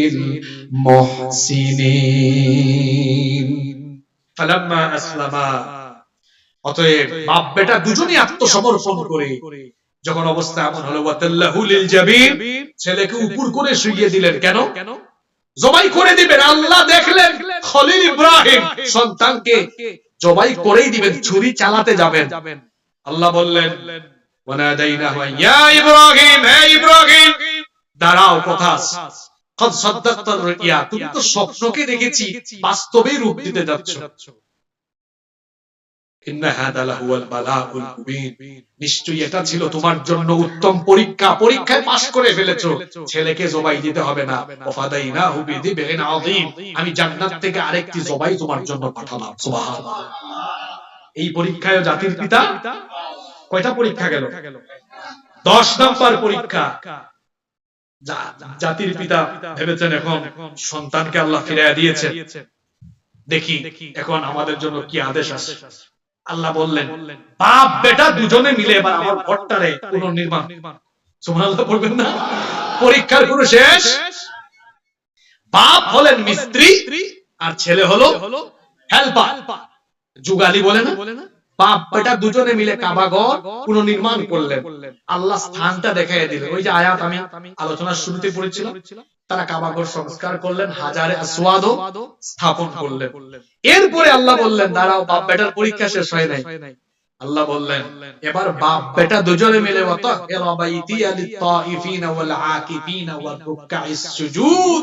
এখানে রুকুকারী, সাজদাকারী, ইতিকাফকারী যারা আসবে এদের জন্য বাপ বেটা দুইজন মিলে এই আমার ঘরটা পরিষ্কার কর। সুবহানাল্লাহ পড়বেন না? এখানে পাশে কি কোনো মসজিদ আছে? এআর আলী খান মসজিদের সভাপতি সাহেব আজকের মাহফিলের সভাপতি আর সেক্রেটারি সাহেব, সভাপতি সেক্রেটারি সাহেব মাঝে মাঝে মসজিদ ঝাড়ু দেন, তো মাঝে মাঝে মসজিদ ঝাড়ু দিয়ে। আমাদের দেশে যারা সভাপতি সেক্রেটারি হয় মনে মনে আমি কি আর ঘর ঝাড়ু, আমি কি আর মসজিদ ঝাড়ু দিব? মুয়াজ্জিন সাহেব। আমার বাবা আমাদের এলাকায় তিনি তার পৈতৃক সম্পদ থেকে জায়গা দিয়ে মসজিদ স্থাপন করলেন। যতকাল তিনি বেঁচে ছিলেন আমি দেখতাম আমার বাবা ঘরের মধ্যে একটা ঝাড়ু রাখতেন, এই ঝাড়ু কাউকে টাচ করতে দিতেন না। প্রতিদিন সকালবেলা, তিনি মসজিদের প্রতিষ্ঠাতা এবং মসজিদের সভাপতি, প্রতিদিন ওই ঝাড়ু এটা নিয়ে সকালবেলা দৌড় মারতেন। আমি তখন ছোট। একদিন আমার বাবাকে জিজ্ঞেস করলাম, আব্বু আপনি এই গ্রামের সবচেয়ে গণ্যমান্য ব্যক্তি, সবাই আপনাকে সম্মান করে, আপনি পৈতৃক ভাবে আপনার পূর্বপুরুষরাও এই এলাকায় সম্মানিত, আপনিও সম্মানিত, মসজিদের প্রতিষ্ঠাতা আপনি, সভাপতিও আপনি, এখানে মসজিদ, আমি তো তখন ছোট ছোট মানুষের মাথায় যা আসে, আপনি কেন এটা ঝাড়ু দেন? আমাকে নিয়ে গেছে আর কি ঝাড়ু দেওয়া শিখাইতেছে ছোটবেলা। আমাকে অনেকবার আমার বাবা মসজিদ ঝাড়ু দিতে নিয়ে গিয়েছে, ঝাড়ু দিয়েছে। একদিন আমি প্রশ্ন করলাম, আপনি কেন এখানে আসেন? আর কি এলাকায় কেউ নাই?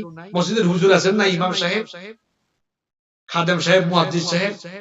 আমার বাবা বললেন, শোনো, মসজিদে বসাই আমাকে বললেন কিয়ামতের দিন এই যে বাপ বেটা দুজন মিলে ঘর ঝাড়ু দিচ্ছি এটাই নাজাতের উসিলা হতে পারে।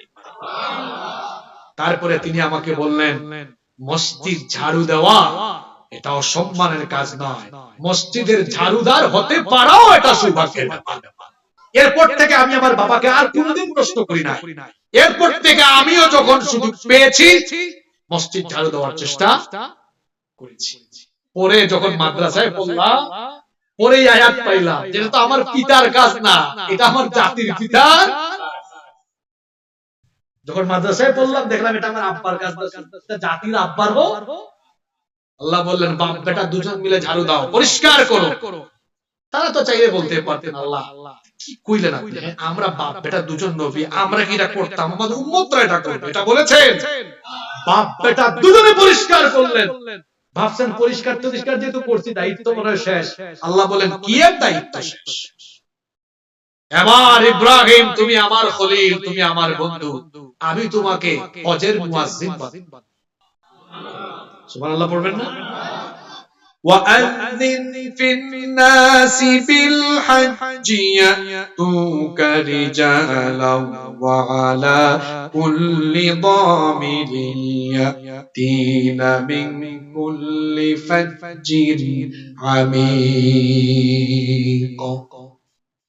মানুষদের উদ্দেশ্যে হজের ঘোষণা দাও, যাতে করে মানুষ পায়ে হেঁটে উঠে চড়ে মানুষ যেন এখানে এসে সমবেত হবে। ইব্রাহিম আলাইহিস সালাম বলেন, আল্লাহ আমি যদি হজের ঘোষণা দিই, মাইক নাই, সাউন্ড সিস্টেম, আশেপাশের এলাকায় তো আওয়াজ যাবে, গোটা দুনিয়ায় কেমনে এটা ছড়ায় যাবে? আল্লাহ বললেন, তোমাকে যে আদেশ দিয়েছি তুমি সেই দায়িত্ব পালন করো। ঘোষণা দেওয়ার দায়িত্ব তোমার, পৌঁছায়া দেওয়ার দায়িত্ব হলো আমার। কোন কোন রিওয়ায়াতে এসেছে তিনি মাকামে ইব্রাহিমে দাঁড়িয়ে, কোন কোন রিওয়ায়াতে এসেছে আবু কুবাইস পাহাড়ে দাঁড়িয়ে তিনি হজের ঘোষণা দিলেন। আর আল্লাহ তার এই ঘোষণাকে পৃথিবীর পূর্ব থেকে পশ্চিম সারা দুনিয়ার দিক দিগন্তে ছড়িয়ে দিলেন। শুধু পৃথিবী নয়, আল্লাহ রূহের জগৎ পর্যন্ত এই আওয়াজ পৌঁছে দিলেন। তখন আমরা কেউ ছিলাম না দুনিয়ায়, ছিলাম রূহের জগতে। এই আওয়াজ রূহের জগতে যখন গিয়েছে, এই আওয়াজ শুনে আমরা যারা লাব্বাইক বলেছি তাদের নসিবে আল্লাহ তার ঘরের জিয়ারত রেখে দিয়েছেন। সুবহানাল্লাহ। এই মোট পরীক্ষা বললাম কয়টা? জাতির পিতা এমনি এমনি হয় না, এটা জোর করে জাতির পিতা বানায়। আমার জাতির পিতা পরীক্ষা দিয়েছে, প্রত্যেকটা পরীক্ষায় তিনি। আল্লাহ বললেন ওয়া ইয বিতালা ইব্রাহিম রাব্বুহু বিকালিমাত, স্মরণ করো যখন তোমার রব ইব্রাহিমকে তার রব কয়েকটি কালিমা দ্বারা কয়েকটি বিষয়ে যখন পরীক্ষা করলেন, ফাআতাম্মাহুন্না, যতগুলো পরীক্ষা হলো সবগুলো পরীক্ষায় তিনি উত্তীর্ণ হয়ে গেলেন। সুবহানাল্লাহ।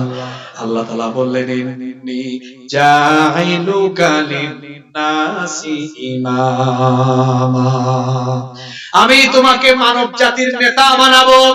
তিনি বললেন আল্লাহ শুধু আমাকে না, আমার বাচ্চাগুলোকে, আমার বংশধরদেরকেও বানাও। আল্লাহ বললেন হ্যাঁ অবশ্যই বানাবো, তবে তোমার বংশধরদের জালেম ছাড়া বাকিদেরকে আমি নেতৃত্ব দিব। আল্লাহ এমন নেতৃত্ব দিলেন, ইব্রাহিম নবীর বংশে আল্লাহ নবুয়ত দিয়েছেন, পাশাপাশি আল্লাহ হুকুমত দিয়েছেন, নবুয়ত দিয়েছেন, পাশাপাশি আল্লাহ সর্বপ্রথম তার বংশে নবুয়তের পাশাপাশি তাকে হুকুমত, রাষ্ট্র ক্ষমতা দেওয়া হয়েছিল। এর উদ্বোধন হয়েছিল ইউসুফ নবী দিয়ে, আর এর সমাপ্তি হয়েছিল আখেরি নবী মুহাম্মদুর রাসূলুল্লাহ সাল্লাল্লাহু আলাইহি ওয়াসাল্লামের মধ্য দিয়ে।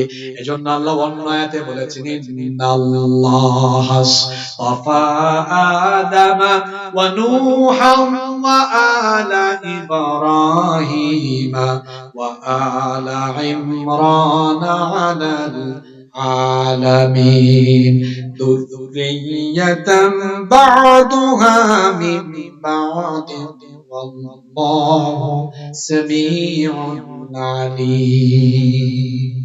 আল্লাহ বলছেন নিশ্চয়ই আল্লাহ আদম, নূহ, ইব্রাহিমের পরিবার, ইমরানের পরিবারকে বিশ্ববাসীর উপরে মনোনীত করেছেন। সুবহানাল্লাহ। প্রশ্ন হতে পারে কিসের জন্য মনোনীত করা হয়েছে? উত্তর হলো মুফাসসিরগণ লিখেছেন তাওহীদের প্রচার প্রতিষ্ঠার জন্য, আল্লাহর জমিনে আল্লাহর দ্বীন কায়েমের জন্য ইব্রাহিমের বংশকে আল্লাহ মনোনীত করেছেন। আল্লাহ কি করেছেন শুনেন, আমাদেরকে আল্লাহ তাআলা, আমরা তো জাতির পিতার সন্তান, আমাদেরকে আল্লাহ মনোনীত করেছেন তার জমিনে তার দ্বীন কায়েম করার জন্য। এই বংশেই নেতৃত্ব শুরু হয়েছে ইউসুফ নবী থেকে, আর ক্রমধারা এসে শেষ হয়েছে। আমার নবীর একটা পরিচয় হলো তিনি খাতামুন নবী, শেষ নবী। এজন্য একজন মানুষ মুসলমান হতে হবে। এই যে কালেমা পড়েছি আমরা, ঈমান, কালেমা, এই যে কালেমার দুইটা অংশ, একটা হলো তাওহীদ আর একটা হলো রিসালাত। কেউ যদি তাওহীদ কবুল করে রিসালাত কবুল না করে সে কোনোদিনও মুমিন হতে পারবে। কেউ যদি বলে লা ইলাহা ইল্লাল্লাহ, এটা আমি মানি, কিন্তু মুহাম্মাদুর রাসূলুল্লাহ সাল্লাল্লাহু আলাইহি ওয়াসাল্লাম এটা আমি মানি না, অথবা তিনি শেষ নবী মানি না, তার কি ঈমান থাকবে? মুহাম্মদ সাল্লাল্লাহু আলাইহি ওয়াসাল্লাম তিনি আখেরি নবী, তিনি শেষ নবী, এটা কখন ফয়সালা হয়েছে? আল্লাহর হাবিব বলেছেন, হাদিসের মধ্যে এসেছে, আল্লাহ আসমান জমিন সৃষ্টি জগৎ এগুলো সৃষ্টি করার 50,000 বছর আগে কলম সৃষ্টি করেছে। সর্বপ্রথম আল্লাহ কি সৃষ্টি করেছেন? কলম। এরপর আল্লাহ বলেছেন উকতুব, কলম বলেছে মা আকতুব, মাযা আকতুব, আমি কি লিখবো? আল্লাহ বললেন উকতুব মা হুয়া কাইনুন ইলা ইয়াউমিল কিয়াম, কিয়ামত পর্যন্ত যা যা ঘটবে সব লিখো, সবার ভাগ্য লিখো। আল্লাহর নবী বলেছেন আমি যে নবী সেটা আসমান জমিন সৃষ্টির 50,000 বছর আগেই তাকদীরে লিখে দেওয়া হয়েছে। আখেরি নবী তিনি।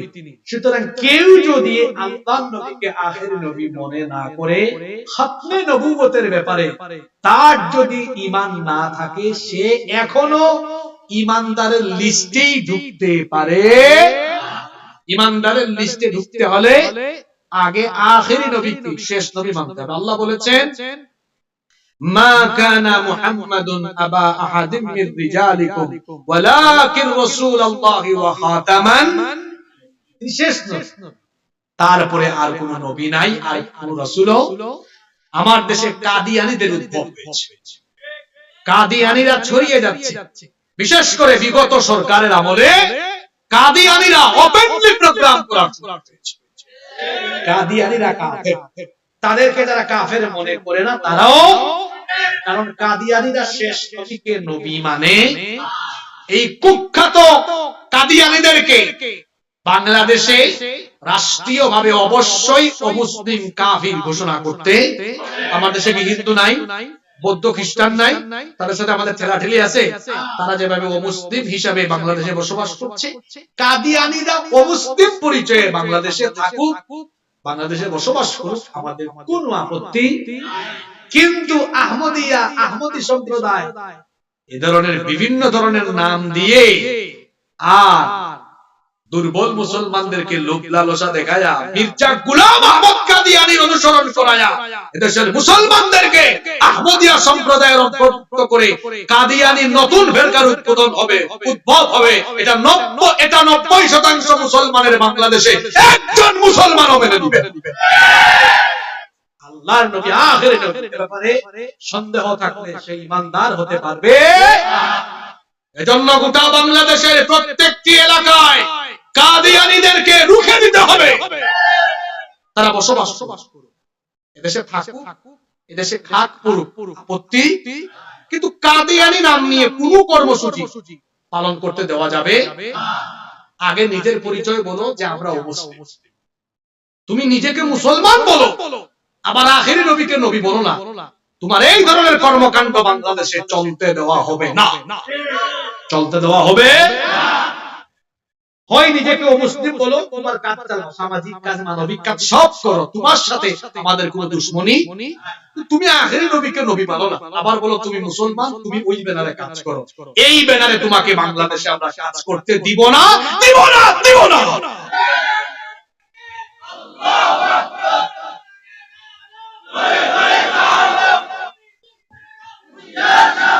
তুমি মুসলমান হলে ভালো করে মুসলমান বলো, লা ইলাহা ইল্লাল্লাহ মুহাম্মাদুর রাসূলুল্লাহ সাল্লাল্লাহু, এবং এই কথাও স্বীকার করতে হবে তিনি আখেরি নবী। এরপরে আর কোন নবী, আমার নবীর পরে নবী আছে? আমি বলছিলাম আল্লাহ বলেছেন ইব্রাহিম তোমাকে না, তোমার বংশধরদেরকে নেতৃত্বের জন্য নির্বাচন করো। কিসের জন্য? তাইলে আমাদের জাতটা কিসের জাত? এটাও কইতে বলে না, নেতার জাত। কিসের জাত? কিসের জাত? আমাদের জাতটাই হলো নেতার জাত, নেতৃত্বের জন্য আমাদেরকে সৃষ্টি করা হয়েছে। অথচ আজ ইব্রাহিমের সন্তানরা গোটা দুনিয়ায় ফুটবল, ফুটবল বুঝেন না? ফুটবলকে যেই পায় সে আদর করে না, লাথি মারে। ইব্রাহিমের সন্তানদেরকে আজকে গোটা পৃথিবীতে লাথি দেওয়া হয়। কেন? ইব্রাহিমের সন্তানরা, ইব্রাহিম আলাইহিস সালামের সন্তানরা, ইব্রাহিম আলাইহিস সালামের রব, আমাদের রবের দেওয়া কিতাব থেকে দূরে সরে গিয়ে তারা মানুষের দেওয়া আইন কানুন ধার করে যখন এটা দিয়ে সমাজ রাষ্ট্র গড়ার স্বপ্ন দেখেছে, সারা পৃথিবীতে তারা ফুটবলে পরিণত হয়েছে। ইব্রাহিমের সন্তানরা যদি এখান থেকে বের হয়ে আসতে চায়, ইব্রাহিমের সন্তানদের, জাতির পিতার সন্তানদেরকে কোরআনের পতাকা দলে, তাওহীদের পতাকা দলে একত্রিত হতে। আল্লাহ তাআলা জাতির পিতার দোয়া কবুল করেছেন, বললেন তোমাকে, ইব্রাহিমের পরিবার, ইমরানের পরিবার, তোমার গোটা বংশধরদেরকে আমি মনোনীত করলাম তাওহীদ প্রতিষ্ঠার জন্য। এজন্য আল্লাহ তাআলা জাতির পিতা আর নবীগণের নবী, আমাদের নবী, এই দুইজন তারা যে এই গোটা বংশটাই যে নেতৃত্বের জন্য তাওহীদ, তাওহীদ, তাওহীদ প্রতিষ্ঠার জন্য, এটা আমাদের স্মৃতিপটে বারবার ঢোকানোর জন্য আল্লাহ প্রত্যেকটা নামাজে, তাশাহুদে এই দুইজনের প্রতি দুরূদ বর্ষণ বাধ্যতামূলক করে দিয়েছে। আল্লাহুম্মা সাল্লি আলা মুহাম্মাদ ওয়া আলা আলি মুহাম্মাদ কামা সাল্লাইতা আলা ইব্রাহিম ওয়া আলা আলি ইব্রাহিম ইন্নাকা হামিদুম মাজিদ আল্লাহুম্মা বারিক আলা মুহাম্মাদ ওয়া আলা আলি মুহাম্মাদ কামা বারাকতা আলা ইব্রাহিম ওয়া আলা আলি ইব্রাহিম ইন্নাকা হামিদুম মাজিদ। এটা আল্লাহ তাআলা আমাদের মগজে ঢোকানোর জন্য 5 ওয়াক্ত নামাজের শেষ বৈঠকে বাধ্যতামূলক করে দিয়েছেন। সুবহানাল্লাহ। তাহলে এই আজকের একটা আয়াত আমরা আলোচনা করলাম, সূরা বাকারা আয়াত নাম্বার 124। এই আয়াত থেকে আমরা কি শিখলাম? জাতির পিতা পরীক্ষা নিয়েছে। জাতির পিতার সন্তানরাও তাদেরকে যে সৃষ্টি করা হলো নেতৃত্বের জন্য, দিন প্রতিষ্ঠার জন্য, এই দিন প্রতিষ্ঠার জন্য জাতির পিতার সন্তানদেরকেও আগামীতে পরীক্ষায় অবতীর্ণ হয়ে পরীক্ষা দেওয়া লাগবে। জাতির পিতার সন্তানরা কি প্রস্তুত? আগামী দিনে দিন কায়েমের আন্দোলনে পরীক্ষায় অবতীর্ণ হলে পরীক্ষাগুলো দিতে কে কে প্রস্তুত আছেন? আল্লাহর একটু দেখান।